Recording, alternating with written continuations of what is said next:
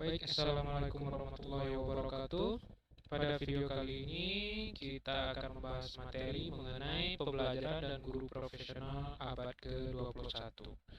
Jadi, pembelajaran pada abad 21 itu sudah berbeda dengan pembelajaran dahulu. Dan begitu pun dengan guru pada abad 21 ini tentu juga tidak sama lagi dengan guru-guru yang terlebih dahulu. Nah, seperti apa pembelajaran dan guru profesional pada abad ke-21? Mari kita simak di materi yang akan kita bahas.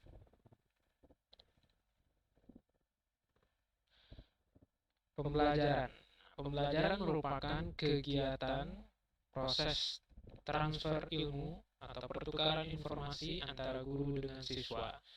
Pembelajaran pada abad 21 ini merupakan pembelajaran yang kegiatannya bertujuan untuk mempersiapkan generasi milenial kalau bahasa sekarangnya. Generasi abad 21 di mana kemajuan teknologi informasi dan komunikasi sangat berkembang dengan pesat begitu cepatnya, sehingga berpengaruh kepada setiap aspek kehidupan, termasuk pada pendidikan. Salah satu contoh kemajuan teknologi informasi dan komunikasi berpengaruh pada proses pembelajaran, di mana kita pada saat sekarang ini bisa mengakses materi pembelajaran dari mana saja, kapan saja, dan di mana saja. Di mana siswa dituntut untuk mampu menggunakan teknologi informasi dan komunikasi sehingga mampu mengakses materi pembelajaran dan mencari sumber-sumber ilmu yang tidak hanya terbatas pada guru yang mengajar, tetapi bisa mencari sumber-sumber ilmu dari luar sana. Sehingga pembelajaran pada abad 21 ini menekankannya untuk penggunaan teknologi informasi dan komunikasi untuk meningkatkan proses pembelajaran oleh siswa. Nah, tadi pembelajaran, sekarang bagaimana sosok gurunya? Sosok guru pada abad 21 tentu harus memiliki kemampuan untuk memanfaatkan perangkat teknologi informasi untuk meningkatkan hasil belajar, untuk meningkatkan proses pembelajaran. Nah, guru abad 21 ini harus memiliki banyak pengetahuan akademik, pedagogik, sosial, dan budaya. Harus mampu berpikir secara kritis karena siswa sudah mendapatkan materi pembelajaran bisa dari mana saja, sehingga mereka berpikir lebih kritis. Bisa saja siswa itu lebih mengetahui daripada gurunya. Bisa saja siswa lebih atau terlebih dahulu mengetahui perkembangan teknologi dibandingkan gurunya. Karena siswa lebih memiliki waktu banyak luang dibandingkan guru yang kesehariannya harus banyak mengajar.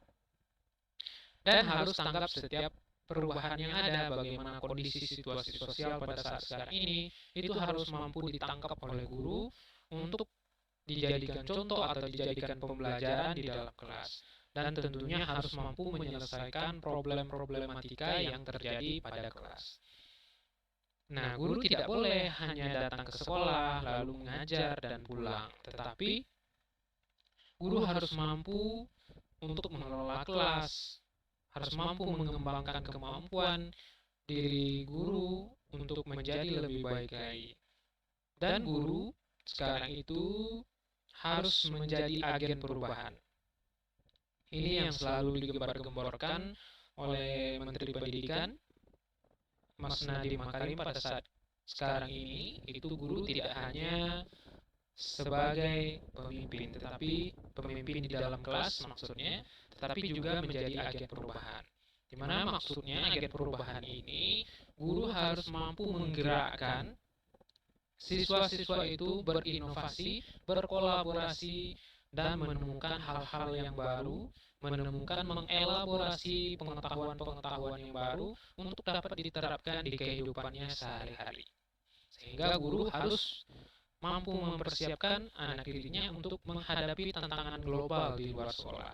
Nah, kita kuliah pada saat sekarang ini, nanti selesai dari perkuliahan, maka harus mampu untuk berhadapan dengan tantangan-tantangan global ke depannya. Kenapa? Karena proses perkembangan teknologi itu terus berjalan, tidak akan kita lihat perkembangan teknologi itu setiap 6 bulan pasti ada teknologi yang baru.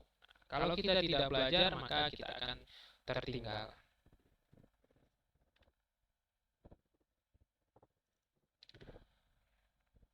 Profesionalisme dalam pendidikan di abad 21 ini, di mana perubahan demografi, maksudnya demografi ini adalah keanekaragaman siswa. Kalau dulu misalnya orang Bungo ya sekolahnya cuma di Bungo, orang Kuamang ya cuma sekolahnya di Kuamang.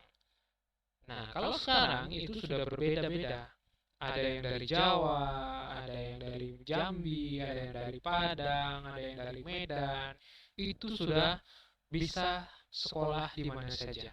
Apalagi sekarang kampus Merdeka itu kita bisa mengambil kelas di mana saja. Kita bisa belajar dengan profesor yang ada di ITB, bisa. Kita bisa belajar dengan profesor yang ada di kampus-kampus besar yang lainnya. Walaupun kita terdaftarnya di STKIP. Bisa. Nah, karena kemajuan teknologi informasi dan internet ini membuat kita proses pembelajaran itu menjadi lebih fleksibel, di mana kita bisa menyesuaikan waktu kita untuk belajar. Misalnya kita nggak punya waktu siang sambil kerja, kita bisa belajarnya malam dengan memanfaatkan teknologi. Kalau secara tatap muka ya kita harus menyesuaikan. Mau nggak mau, kalau jadwalnya jam 7 pagi, ya kita harus datang jam 7 pagi. Kalau jadwalnya jam sore, jam 4 sore, ya mau nggak mau kita harus datang ke kampus jam 4 sore. Tetapi dengan kemajuan teknologi seperti saat sekarang ini, kita bisa bertemu hanya lewat tatap maya. Tapi kita tetap bisa melaksanakan proses pembelajaran. Jadi kita lebih fleksibel. Kalau kita punya waktu, misalnya dari pagi kita jadi tukang atau sore kita jadi tukang cukur rambut gitu kan. Nah, dari pagi sampai sore ya kita punya waktu luangnya malam, ya kita bisa belajarnya malam. Nah, dengan memanfaatkan teknologi seperti saat sekarang ini. Namun ada konsekuensinya.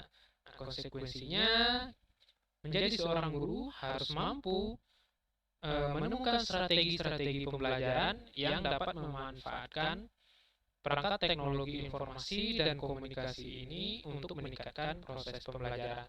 Karena pembelajaran itu sudah tidak terbatas lagi, maka guru harus mampu membuat video, guru harus mampu membuat materi-materi pembelajaran yang dapat diakses dari mana saja dan kapan saja. Tidak hanya dalam bentuk teks atau gambar, bisa berupa animasi, dan lain sebagainya. Nah, dengan berkembangnya ketidakterbatasan pembelajaran ini, tentu setiap kita itu bisa melihat sekolah ini seperti apa, kurikulumnya apa, dan seperti apa prestasi siswanya. Kalau kita ingin berprestasi, kita bisa melihat apakah sekolah tersebut menghasilkan siswa-siswi yang prestasi, bagaimana prestasinya di tingkat provinsi, gitu. Nah, kalau mereka berprestasi, tentunya pendidikan di sekolah tersebut sudah sangat bagus. Kalau kita jadi salah satu kriteria kita memilih sekolah yang bagus, kita bisa melihat bagaimana prestasi sekolah tersebut di kancah nasional, baik secara provinsi ataupun secara global.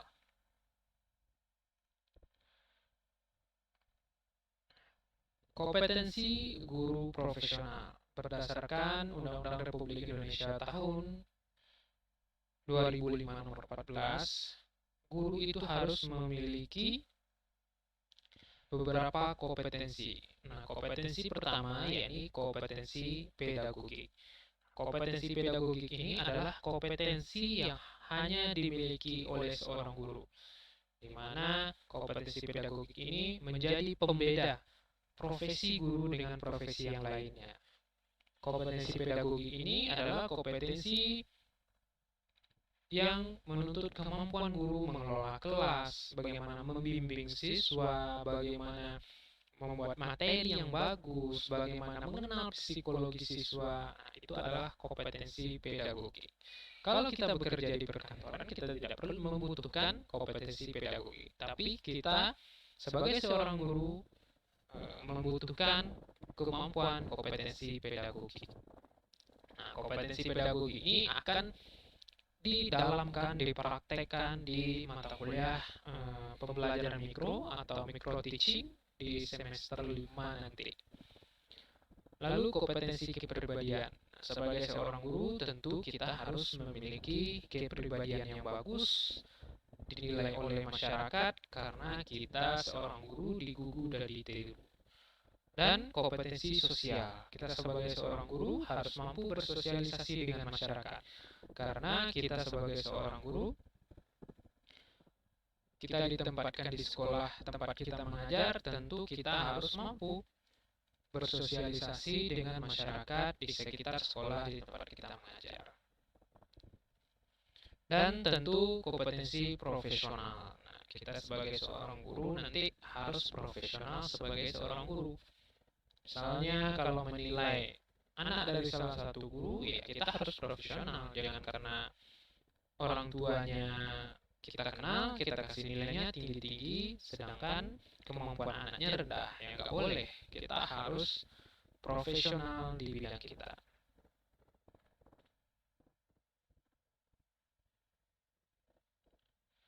Lalu bagaimana peranan dan tugas guru abad 21? Peran guru hebat abad 21 menjadi lebih menarik. Kenapa? Karena perkembangan zaman.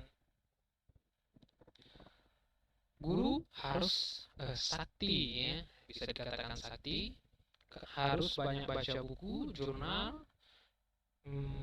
mengupdate info terkini agar mendapatkan pemahaman update pengetahuan yang terbaru.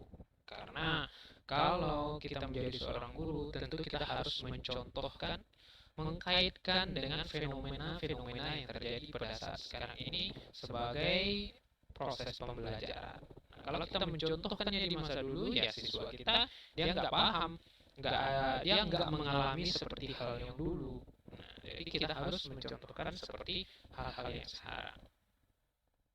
Nah, kehadiran guru hebat di abad 21 ini sangat diperlukan untuk menjamin proses pembelajaran, di mana guru harus memiliki karakter yang baik, di mana keterampilan mengajar pada abad 21 ini harus dikembangkan dan ditanamkan pada diri seorang guru. Guru hanya sebagai perantara, bukan sebagai sumber ilmu. Guru hanya membimbing siswa, tidak lagi sebagai yang harus ditiru atau sumber dari segala ilmu, tidak lagi. Guru hanya sebagai pembimbing, mengarahkan siswa untuk proses pembelajarannya. Karena dengan berkembangnya teknologi, semua siswa itu bisa mendapatkan pengetahuan dari mana saja. Karena sekarang kita bisa belajar dengan mengakses apa saja buku sudah bisa diakses. Tidak harus ke perpustakaan. Kita cuma menggunakan handphone sekarang, semuanya punya, bisa googling, bisa belajar, mau belajar apa saja. Itu bisa, tergantung kita mau atau tidak. Itu saja.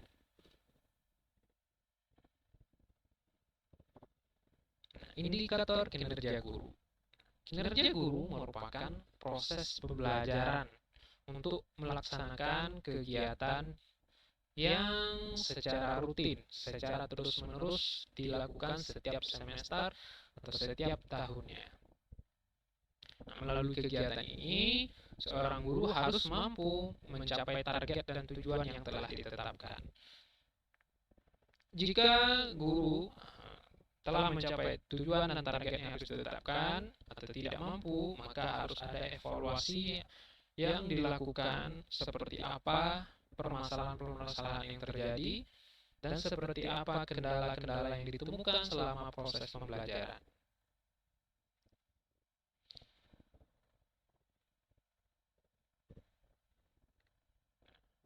Ada 8 keterampilan dasar mengajar guru. Yang pertama, keterampilan bertanya. Guru harus mampu bertanya. Bertanyanya ada banyak sekali macamnya. Ada tujuannya untuk mengetahui pemahaman dasar siswa. Misalnya, ada yang sudah pernah mendengar kata variabel. Nah, kalau ada, itu tujuannya untuk mengetahui apakah siswa sudah pernah dengar kata variabel atau tidak. Jadi tujuan dia bertanya hanya untuk mengetahui pemahaman siswa. Jadi harus mampu bertanya. Lalu memberikan penguatan. Nah, setelah dia bertanya, maka perlu konfirmasi apakah jawaban dari siswa tersebut sudah benar atau tidak. Kalau sudah benar, bisa oke, baik, benar, bisa kita tepuk tangan gitu. Atau baik, ada yang bisa menambahkan, atau bisa jawabannya sudah benar tetapi sedikit lagi. Tapi guru tidak boleh menyalahkan siswa. Dan yang ketiga, mengadakan variasi. Pembelajaran yang itu-itu saja setiap pertemuan selama 1 tahun itu akan membuat siswa menjadi jenuh. Nah, tentu harus ada variasi pembelajarannya. Bisa dengan berkelompok, atau sesekali kita ke labor, atau sesekali kita di luar ruangan prakteknya. Nah, harus ada variasi. Dan yang keempat, mampu menjelaskan, keterampilan menjelaskan. Siswa, guru harus mampu menjelaskan teori yang abstrak menjadi lebih konkret atau yang susah untuk dicerna kata-katanya itu banyak kata-kata yang belum dipahami oleh siswa, maka guru harus mampu menjelaskan sehingga dapat dicerna oleh siswa dengan kata-kata yang lebih mudah dipahami atau kata-kata yang familiar didengar oleh siswa. Nah, dulu saya juga nggak biasa menjelaskan, tetapi dengan seiringnya waktu berlatih, terus membaca, itu juga sangat membantu untuk mempermudah kita menjelaskan. Kalau biasa, kadang saya juga mengajar MMK di Prodi PGSD. Nah, biasanya yang baru pertama-pertama itu banyak a, dia menjelaskan dengan banyak kata a. Saya dulu juga gitu, tetapi dengan seiringnya waktu, bertambahnya pengalaman, bertambahnya jam terbang, maka kata-kata yang keluar itu ya keluar saja, tanpa harus ditulis dulu, tanpa harus dihafal dulu, ya keluar saja dengan sendirinya. Dan nya bisa hilang. Ya, saya diam aja daripada saya diam aja. Terus mampu membuka dan menutup pembelajaran. Nah, membuka pembelajaran ini bisa dengan membaca doa. Kadang kalau di SD itu mereka bernyanyi dulu. Nah, bernyanyi dulu. Lalu menutup pelajaran dengan menyimpulkan hasil dari pembelajaran pada hari ini. Dan yang keenam, mampu membimbing diskusi kelompok kecil.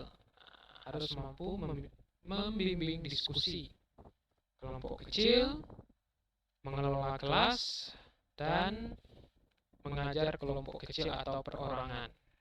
Jadi kalau ada misalnya dalam satu kelas itu yang belum paham cuma beberapa orang, 3 orang misalnya, maka kita harus membimbing siswa tersebut agar dapat memahami materi yang kita sampaikan. Baik, jadi inilah materi pembelajaran dan guru profesional abad 21. Mungkin cukup sampai di sini video kali ini. Terima kasih untuk yang sudah menyimak materinya, semoga bisa bermanfaat. Assalamualaikum warahmatullahi wabarakatuh.